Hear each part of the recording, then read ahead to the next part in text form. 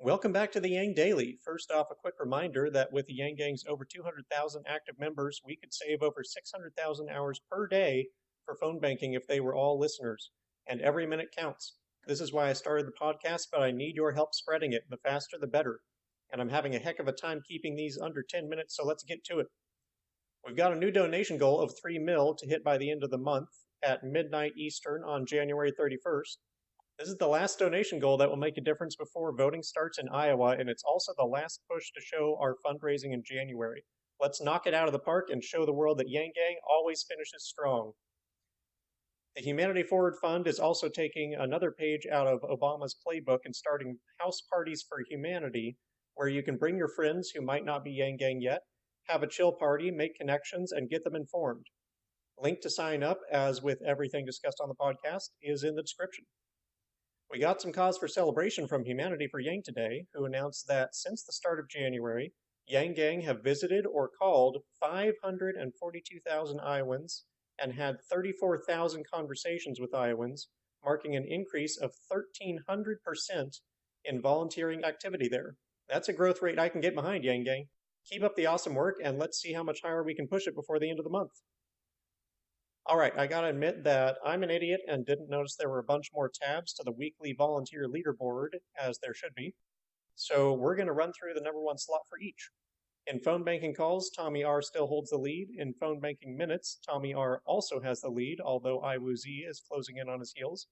In text sent, John W has a healthy lead at 50,000. In text conversations, Aaron H leads with 389. In event participation, it's Thomas W with 6. In events hosted, it's Charlotte C with a whopping 15. I guess hosting an event doesn't count as participating in one. In the coveted doors knocked on, it's a blowout for Michael Z at 736 doors. And in canvassing conversations, also Michael Z with 116 conversations. Nicely done. Our phone banking shout out today is going to Jason Elia, who tweeted the following today, quote, 45 minutes on the phone with a 71-year-old lady who has never once voted Democrat. And I quote, you must be Satan and hell must be frozen over, but I'll be there on the 3rd to stand for your Andrew Yang. Jesus save my soul afterwards, though if this be the revelations coming. Hashtag Yang Gang. End quote. Every single day, people like her, people who have never voted Democrat and never would, if not for Yang, are being converted. These are the same people who make up that block from yesterday's poll who will go back to the other side if Yang is not the nominee. There's no point voting for someone like Biden in the primary when his supporters are all people who will vote for any Democratic nominee, but there are a ton of votes that the Dems will lose if any candidate other than Bernie or Yang are nominated. This also goes to show just how powerful phone banking can be. This woman started the conversation staunchly opposed to the Democratic Party and ended it agreeing to go out and caucus for Yang. People are desperate for an honest citizen politician with bipartisan policy that will directly help common Americans. All they need to love him is to know him. Huge thank you to Jason for showing one more voter that this country has a way forward. You are Yang Gang to the core, my friend. Today's canvassing shout-out goes to Dan Weber, who tweeted that he not only convinced a family to vote for Yang, but also got them to hang an enormous Yang banner on their house next to a busy intersection. The tweet, of course, came complete with pictures. Not only yanging a family, but also yanging everyone on the adjacent road. Now that's what I call a win. Nice work, Dan. I also have to give a mention to Sonny Payne, who tweeted, quote, Brandon came running out of the house yelling, Yang Gang, when he saw me walking up with my math hat. Got him some bumper stickers, and I'm dropping off a yard sign later today. He also helped me yang his neighbor. Go canvas, it's fun. End quote. Thank you, Sonny. If you want to get a shout out on the podcast, tweet your volunteering efforts at Yang Daily Cast on Twitter. I'm going to have to skip the events again today as we're overloaded. As always, check your local events at yang2020.com/events. The New York Times released some sobering poll results for Iowa today, with participants pegging all of the top 6 Democratic candidates to lose against Trump to varying degrees.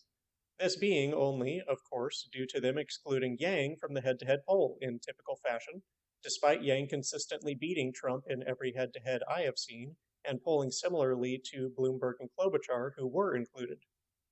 I wish I could say this were even close to the worst bias we've seen from liberal media in the race, but I very much can't say that. In fact, Robert Westbrook tweeted out a screen capture of a YouGov poll just today that he participated in, where they had the same exact grouping of candidates in their questions with Yang absent.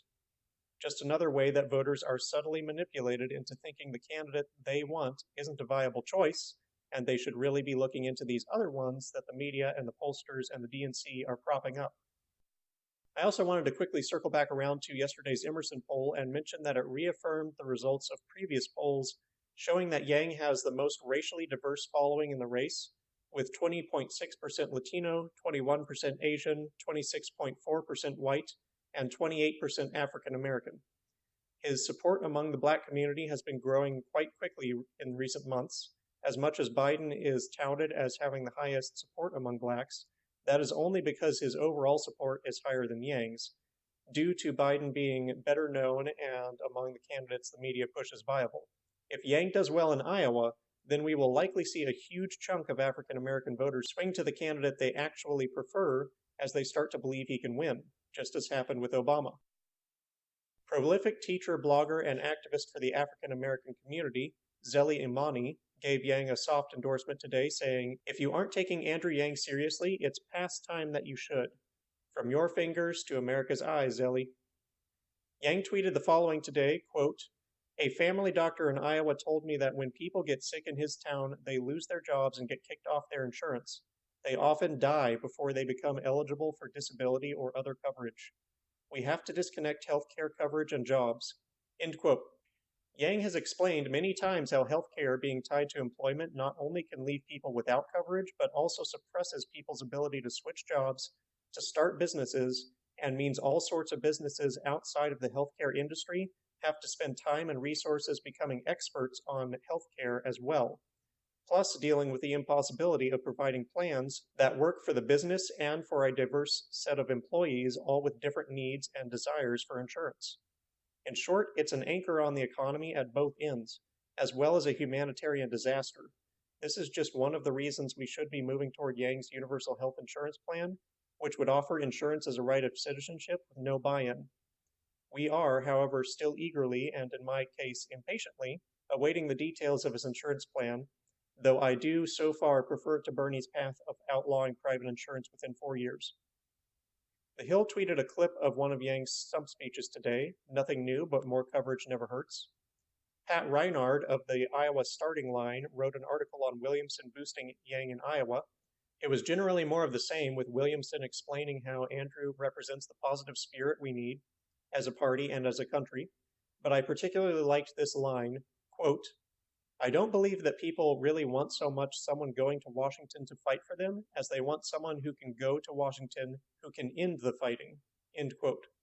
This is actually one of the main reasons that Yang is the only candidate I trust to get anything done in office. The other candidates either don't seem interested in doing anything at all, or else they think they're going to accomplish big change by forcing partisan policy down Republicans' throats. The former is a non-starter, and the latter is a continuation of the partisan tribalism that has stymied progress in the federal government for so many years now. Lasting change will not be made by one side temporarily overpowering the other. It would most likely just entrench the opposition, resulting in no change, or at best, resulting in temporary policy that would be dismantled by the next regime. Politics is about compromise. The whole country is never going to agree on anything, but there are points we have majority consensus on. Yang is the candidate I see with big ideas to help modernize and humanize our society, and presenting solutions that both sides can get behind. The best way to win a fight is not to provoke one in the first place. Yang has the elusive skill to do that without compromising on his societal goals.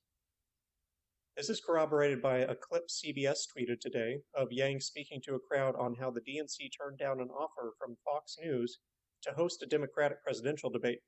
Yang thought this was a massive error, saying, quote, "How can you win an election and bring the country together if you literally won't talk to 40 or 50% of the population?" End quote. Seems like a really good question to me, and not one that the other candidates are asking themselves. On the brighter side, Yang often tweets cute pictures, clips, and thoughts about his family. Today saw one gaining particular attention of Yang giving a speech at a town hall and being interrupted by his son running onto the stage.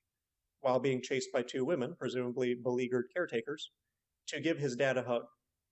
He then proceeded to bounce up and down, which got Andrew bouncing up and down as well, and prance around the stage telling the audience about his dad's book. It's pretty adorable. Link in the description. Today's daily Yang policy will be the legalization of marijuana.